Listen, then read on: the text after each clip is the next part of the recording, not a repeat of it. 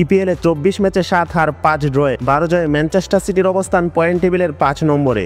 সমান ম্যাচে table topper লিভারপুলের চেয়ে 14 পয়েন্টের ব্যবধানে পিছিয়ে পেপ গার্দিওলার দল। লিভারপুলের সাথে টেক্কা দিয়ে শিরোপা ধরে রাখার স্বপ্ন নেই বললেই চলে সিটিজেনদের। চ্যাম্পিয়ন্স লিগ থেকেও বাদ পড়া সংখ্যায় ম্যানচেস্টার সিটি। রাউন্ড অফ 16-এ যেতে হলে বড় ব্যবধানে হারাতে হবে রিয়াল মাদ্রিদকে। আপাতত চ্যাম্পিয়ন্স লিগের ব্যস্ততা দূরে রেখে প্রিমিয়ার লিগে মাঠে নামছে বর্তমান চ্যাম্পিয়নরা। রাত 9টায় গড়ের মাঠে নিউক্যাসলকে আতিথ্য দিবে গার্দিওলার শিষ্যরা। পরের মৌসুমে চ্যাম্পিয়ন্স লিগে সরাসরি জায়গা করে নিতে সিটিজেনদের সামনে আসা সবগুলো ম্যাচই গুরুত্বপূর্ণ।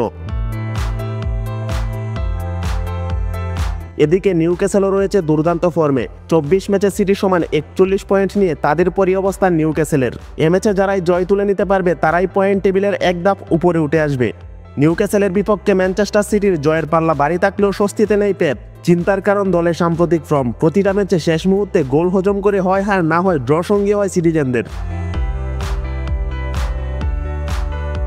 সবশেষ এই দুদল মুখোমুখি হয়েছিল গত বছরের সেপ্টেম্বরে।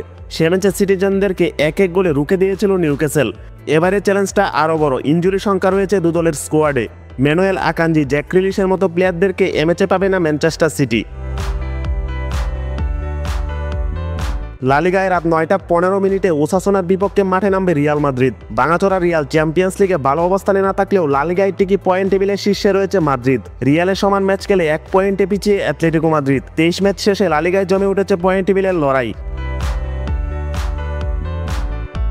ওসাসুনার বিপক্ষে ফেভারিট হিসেবেই মাঠে নামবে আনচেলত্তির শিষ্যরা। সবশেষ 5 বারের দেখায় 5 ম্যাচেই জয় রয়েছে রিয়াল মাদ্রিদের এবং 5 ম্যাচে রিয়ালের আক্রমণ বা গোল দিয়েছে 16টি।